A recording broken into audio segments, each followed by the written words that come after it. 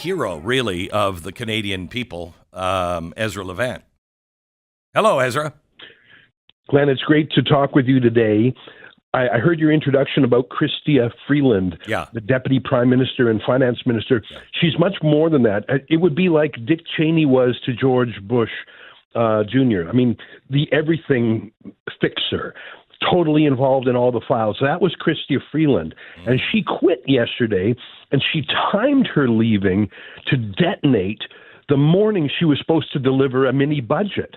So that whole thing was thrown into a mess. And basically, didn't she say that because we're spending all of our money and we have to stop because we might get into a trade war with America?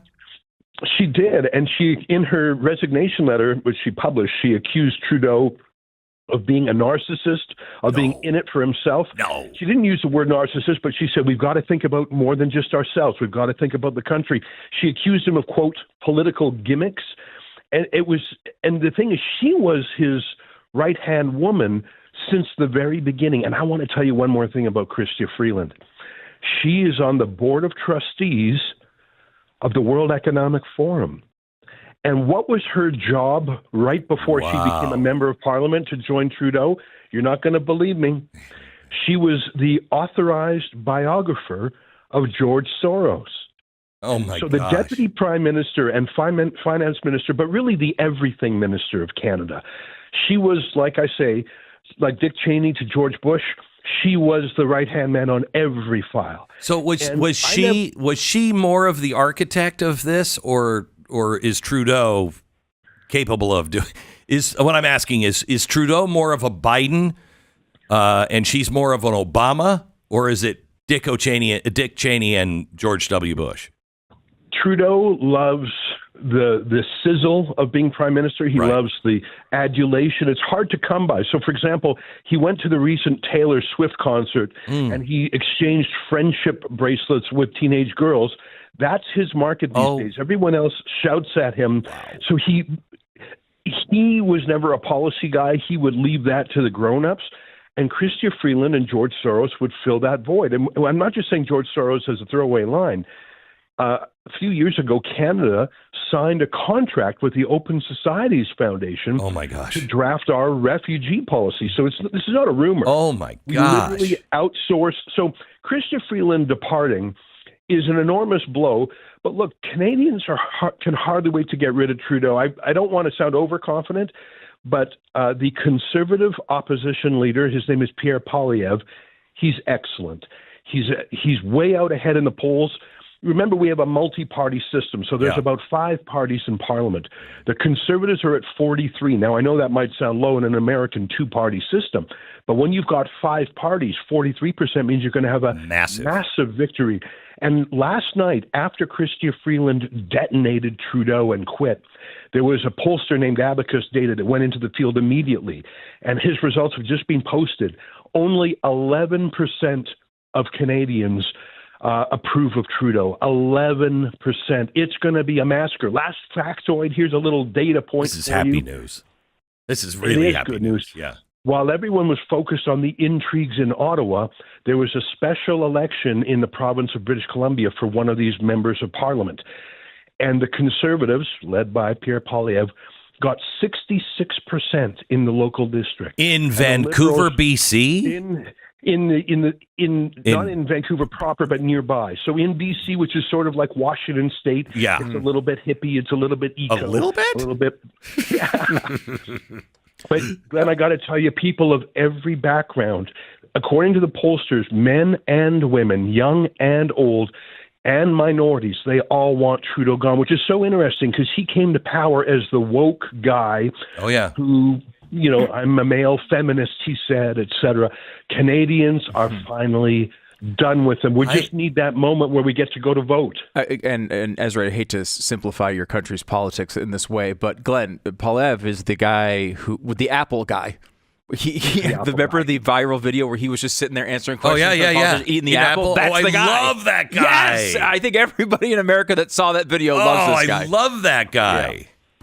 Now, that apple eating thing, give me 30 seconds on that. Yeah. He was answering questions from a left-wing journalist while casually eating an apple. And whenever the journalist would say things like, well, people say you're like Trump. And he would say, what people? And what did they say? and he just did this a bunch of times, proving that the journalist was just, taking cheap shots. And when he said people say, he was just saying, I say. It was masterful. And the reason, why is that important? There was no real policy talked about. The reason that was important, Glenn, is because it shows that Pierre Poilievre has a Trump-like disdain for journalists. And why is that important? Because too many Canadian conservatives are so worried about what the media will say about them. They respond to the peer pressure of journalists. They want to give journalists the answer that the journalists want. Poilievre is not afraid to look at our version of CNN in the eyes and say, and attack them and insult them and poke back. So that I know that if he's elected prime minister, that he will be largely immune to the Mean Girls Club of the media party. And that's saying something, because you have the CBC. That's like our PBS, except that's the main. I mean, they control they are the CNN, NBC, ABC. They're everything up there. They're larger than all other media combined. Yeah. Our state broadcaster has more journalists than every other media company combined. You can imagine how that really distorts the national conversation. But a lot of Canadians get their info through social media, which is why Trudeau's introduced legislation that would criminalize, including with a life in prison. Trudeau has introduced a bill called C-63 that has a life in prison component for, quote, hate crimes, including hate speech. That's one of the reasons Jordan Peterson cited for moving to America. Yeah. This bill, C-63. And we're going to fight that bill if it becomes law. But the way things are looking, I think Trudeau might not last long enough to make it into law. So what happened? I mean, parliamentary systems are so weird. You can just call an election at any time, which is kind of weird. But does he have to call for one, or does he have to step down, or can there be a vote of no confidence? What happens next? Well, he only has a minority in our parliament. He's propped up by a hardcore socialist party called the NDP, the New Democrats. Right. And didn't they just come out and pretty much say, we're done with you? No, it's trickier. They said, we demand Trudeau resign. Right. And then when they said, will you vote non-confidence in him, they refused to. So they like to pretend they're against Trudeau, but they have never opposed him. So Trudeau is the master of his own destiny as long as no one has the courage to push him out. And if there was a non-confidence vote, he could be thrown out and an election would be forced. But I don't think his critics have the courage to do that. I don't think they have the numbers. And look, these polls are so awful, Glenn. A lot of the Liberals who are sick of Trudeau and worry he's tanking things, they know they're going to lose whether the election is now or in 6 months. So why not drag it out for 6 more months, get paid, enjoy their power, run things a little longer? If you're a Liberal MP and you know you're going to lose the next election, why wouldn't you at least stretch it out 3, 6, 9 months to, get as much from your job as possible, get as much money, power, influence? Unbelievable. I think the Liberals are going to be smashed, but Trudeau will probably listen. He is stubborn and he's a fighter. I've never seen him apologize. No. I've never seen him quit. He has a lot of flaws, but tenacity is not one of them. How much of a role did the election of Donald Trump play in this? Are you guys just behind us on what's happening here in America? That's such a great question. In a way, a Trump tweet started the dominoes falling here. I don't know if you remember. About a month ago, Trump tweeted 25% tariffs on Mexico and Canada if they don't seal their borders. Stop the illegal drugs, stop illegal immigrants. So it was, and Mexico immediately got on the phone. Yeah, hang on just a second. Why does Canada have such a hard time with that? It's like, we need you to enforce your laws. That's all we need. And Pierre Poilievre, the conservative leader, said, look, I don't want to do those things because Donald Trump tells me to. I want to do those things because it's in the Canadian interest. Right. Why would any Canadian? And Trump is worried about fentanyl coming through Canada into the States. Well, Canadians should be worried about that too. In fact, we are. We've had a huge crime wave under Trudeau. So the smart, grown-up answer is, okay, Trump is asking sort of roughly, like he's being a little bit, he's got that, he's walking. Yeah, he's Donald Trump. A big stick. Yeah. But just deal with him. The man's a transactional deal maker. He's not actually asking Canadians for anything that we don't want. Just do it. But instead, let me throw one last thing at you, Glenn. Here's my theory of why Trudeau is fighting. As I mentioned, Trudeau is so low in the polls, and this conservative leader is so high.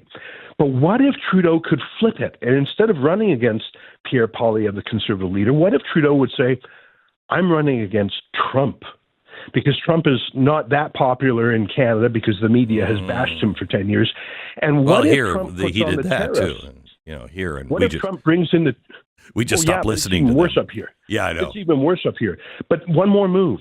What if Trump actually implements the tariff on Canada? It hurts our economy. So now Trudeau can say, this terrible economy is not my fault. It's Trump's fault. Vote for me if you want to stand up to Trump. Vote for me if you don't like Trump. Vote for me and we'll blame Trump together for the woes. I think Trudeau is willing to sacrifice Canada's economy for this desperate chance to run and win again. That's my theory, at least. You know what? To me, that makes sense. And you know what? Honestly, to understand Donald Trump, you have to understand he never, when he's negotiating, he never threatens. He's never threatening. He just makes promises. If you do this, I'll do that. If you do this, I'll do that. And he will. He will. So he's not threatening, just making promises. Well, and why wouldn't Canada say, all right, you've got our attention. We agree we've got a border problem. By the way, it goes both ways. When Trump is going to deport a large number of illegal migrants, some of them will say, oh, we'd better come into Canada because there's such a soft touch. So we have an interest in having a strong border because we don't want all the folks Trump's going to deport, including those who committed crimes. And those who are going to self-deport. Self-deport. Yeah. Yeah, I mean, all those Haitians, they're going to want to go to Montreal, a French-speaking city, rather than go back to Haiti, wouldn't you? Yeah. So we need a strong border also. Trudeau would rather fight with Trump for the media kudos than actually fix a problem. It's his last desperate chance. But you know what? I hope Canada comes back, and the Trump revolution is not just a political and economic one. It's a freedom revolution. Free speech, Elon Musk, RFK Jr. basically rebuking the COVID mentality. Hopefully some of that freedom will slosh over the border into us, Glenn. Yeah. One last thing, and we both have to run.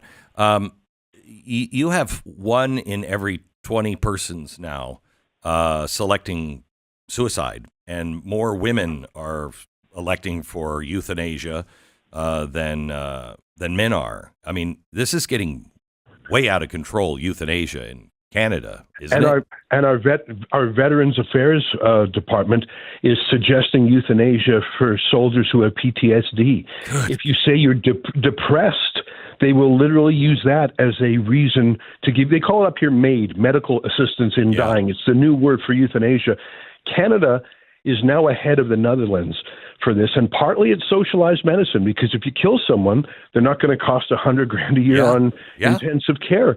Part of it is also the war on the concept of life. Trudeau is an absolutist for abortion, and this is an extension of sort of a eugenics approach. It's dark days for those who value life in Canada, Glenn. I hope your theory is absolutely wrong, but I've watched you long enough to know your theory probably is right.